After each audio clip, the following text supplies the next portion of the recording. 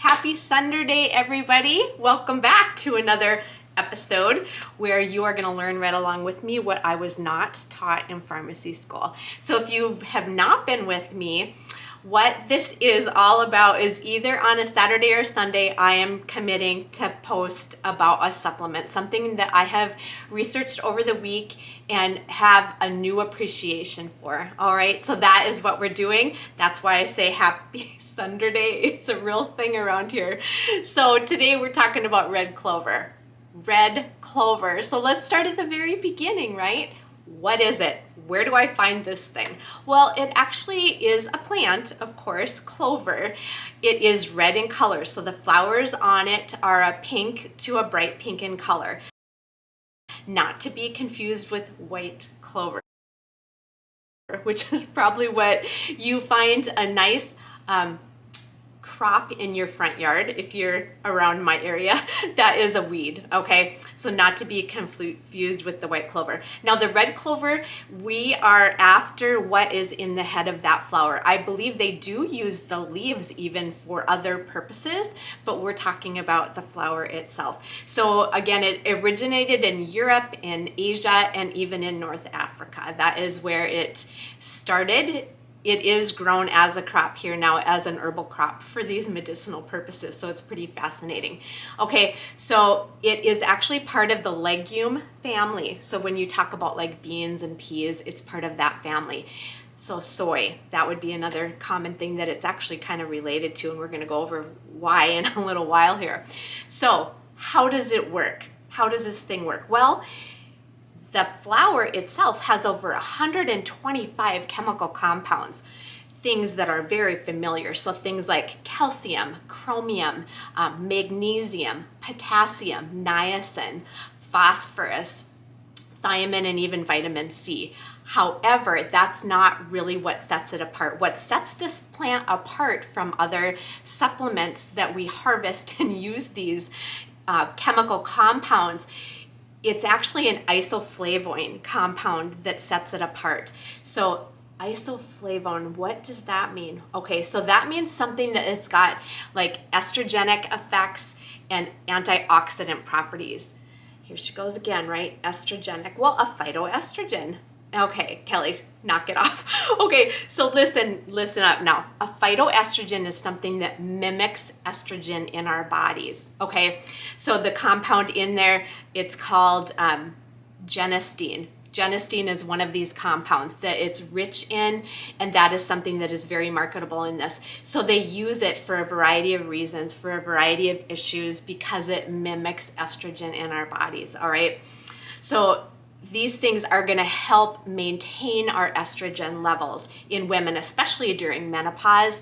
So that is something that this is very marketed for. Things like hot flashes, things like night sweats. It has even been proven in studies to help with bone density and osteoporosis, which of course is very prevalent once we reach that menopause age. So that's pretty fascinating. So what does it do? What does it do for me? You talked about the estrogen thing. Well, what if you're a man watching this? Well, it does have other benefits other than just that phytoestrogen benefit, okay? So things like prostate issues. It's even been studied right now in researching how it can help with prostate issues. There are claims on heart health because it's got anticoagulation properties. There are claims on asthma and whooping cough because it has anti-inflammatory properties. There's even research being done for cancer on this little red flowering weed, really, okay? So just because of the richness of those phytoestrogens and those isoflavonoids, again, that have the antioxidant properties. Now, another thing that it's really famous for, I'm going to say it, famous for skin and hair health, okay?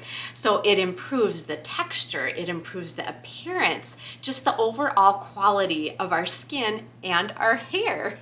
So aging, the whole aging process, it can decrease the appearance of that aging process. It decreases wrinkles, visible things like skin firming, and just enhancing our overall complexion. Now, it does have to be extracted from the plant to be used in a topical form like this, okay? But it's very popular now in shampoos if you really look into some of these natural ingredients. Here's another fun fact when I was looking into this. Bare Minerals. I don't know if you're familiar with that cosmetic company. I have been a lover of their products for many years now. They have started incorporating red clover into a mascara and a brow serum. And I just happened to have the products, which was kind of a hoot because I got them in a Christmas, like a bundle, you know, you get those big bundles of stuff, and I've got them both. I've not even tried them yet, but I thought that was pretty interesting because its claims on there is that it's going to help, well, with the hairs in the brows and your lashes to thicken them and to have them grow stronger and healthier. So it all makes sense, right? But anyway, that's my fun fact with that. So it does stimulate also our skin's natural collagen production, which goes back to having the visible firmness and all those things. So it improves our barrier of our skin, which is so foundational for our skin to function properly, right? And because of that decreased inflammation that I talked about earlier with the whooping cough and the asthma, that also goes for skin. So we talk about conditions like eczema or psoriasis. It can be beneficial for those as well. Now, what to avoid? Well, if you're using it orally, because it can be found in a capsule form as well, there would be a couple precautions that you would need to be aware of. So like I talked about it having anticoagulant properties, if you are on a blood thinner, this could be an issue. If you are pregnant or breastfeeding, because it does mimic estrogen, that would be a no-no. Your hormones are probably messed up already enough without adding something else that may not be beneficial. So, and that goes for any hormone sensitive condition. So things like breast cancer, endometriosis, and things of such, okay? So bottom line, let's talk Plexus, right? Plexus. Plexus has a topical product that they use this red clover in, and it's their Joyome serums.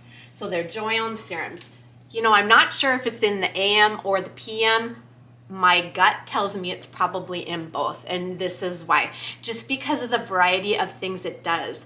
So not only restoring that skin, which the PM does, but giving it the texture issues and the fine lines and wrinkles. So I have a feeling it's probably in both of these products. Now the thing of it is that the Plexus people have actually used another third-party group to come in and verify their claims on this. So an industry trade group called the AHPA. So it's the American Herbal Product Association, and they've come in and they've done some peer-reviewed studies on this product and the safety of it on our skin. So when we say that this is non-irritating on your skin, it's the truth. When we say this will replace your skincare in 2 products, that includes your eye cream and all the things, it's true because it's been found to be safe and effective even around the eye area. So that is really something, right? So Joyome, if you have not tried this product, I highly, highly recommend it. It's a great product, and it's great because it's so simple and it's effective. So that is the take I'm doing on the red clover this week. Otherwise, I think there would be a whole lot more to learn about this little red pink-ish flower. So it's pretty fascinating. So thanks again for joining me this week, you guys. I hope you have enjoyed this. It's just been so enlightening for me to learn about these products and do the research. So if you have any questions, of course, please reach out and let me know or anybody on our team know, and we can give you some help. Okay, have a great rest of your Sunderday.